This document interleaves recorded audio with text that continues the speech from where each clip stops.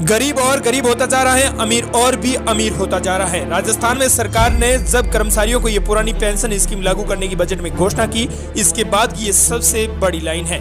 बढ़ती महंगाई और बढ़ती गरीबी को लेकर ये सबसे बड़ी लाइन की गई है।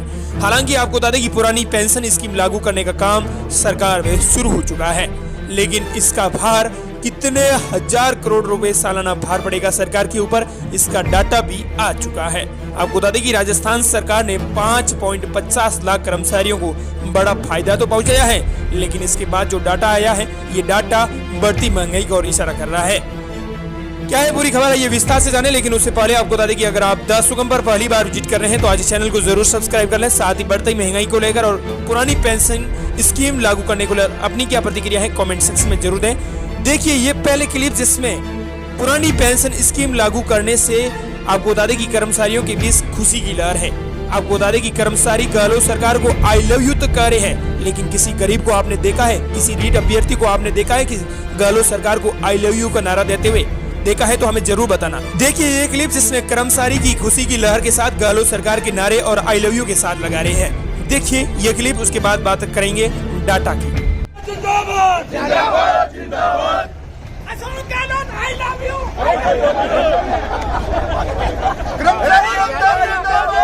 जिस तरह से आपने इस क्लिप में देखा कि पुरानी पेंशन स्कीम लागू करने के बाद कर्मचारियों में खुशी की लहर है। हालांकि आपको बता दें कि 19,000 करोड़ सालाना भार पड़ेगा सरकार के ऊपर। राजस्थान में सरकार ने कर्मचारियों को बड़ी राहत प्रदान की है।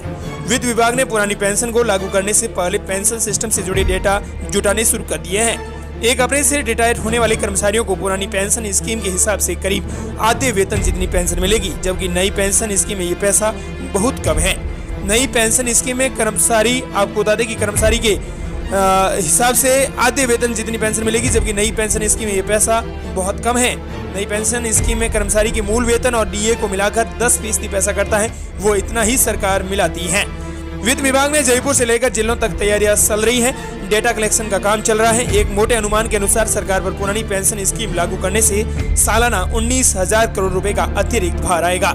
इसमें सालाना 10% की बढ़ोतरी भी होगी। नई पेंशन स्कीम में कर्मचारी के मूल वेतन और डीए की 10% राशि राज्य सरकार मिलाती थी। इस पर सरकार को सालाना करीब 1,900 करोड़ रुपए का भार आता है। सरकार पर ओल्ड पेंशन स्कीम लागू करने से तत्काल बहुत बड़ा भार नहीं आने वाला है, क्योंकि 2004 और उसके बाद सरकारी नौकरी में लगे कर्मचारी 2030 के आसपास रिटायर होंगे। ऐसे में आपको बता दें कि 2030 से फिर सालाना ये भार बढ़ता जाएगा। न्यू पेंशन स्कीम के 25,000 करोड़ बैंक में जमा है। न्यू पेंशन स्कीम के तहत कर्मचारियों के वेतन से काटे गए एनपीएस, अंशदान और सरकार के योगदान को मिलाकर करीब 25,000 करोड़ रुपए ट्रस्टी बैंक में जमा हो चुका है। इसमें से आपको बता दें कि 13.24% राशि शेयर मार्केट और विभिन्न कंपनियों में लगाई गई है। निवेश की गई इस रकम की मौजूदा वैल्यू 31,000 करोड़ से ज्यादा है। साथ ही आपको बता दें कि 5.50 लाख कर्मचारी न्यू पेंशन स्कीम में शामिल हैं। राज्य में न्यू पेंशन स्कीम के तहत सरकारी विभागों में 5,22,000 कर्मचारी हैं। इसके अलावा 38,000 कर्मचारी ऑटोनोमस बॉडीज में काम कर रहे हैं। आपको बता दें कि न्यू पेंशन स्कीम में 5 साल में 2441 कर्मचारी रिटायर्ड। न्यू पेंशन स्कीम में 2016 से लेकर मार्च 2022 तक रिटायर होने वाले कर्मचारियों की संख्या 2441 होगी। विधानसभा के सवाल के जवाब में सरकार ने बताया है कि 1 अप्रैल 2016 से 31 मार्च 2021 तक नई पेंशन वाले 1718 कर्मचारी हैं, वो रिटायर्ड हुए हैं, जबकि इस साल मार्च तक 726 कर्मचारी रिटायर होंगे।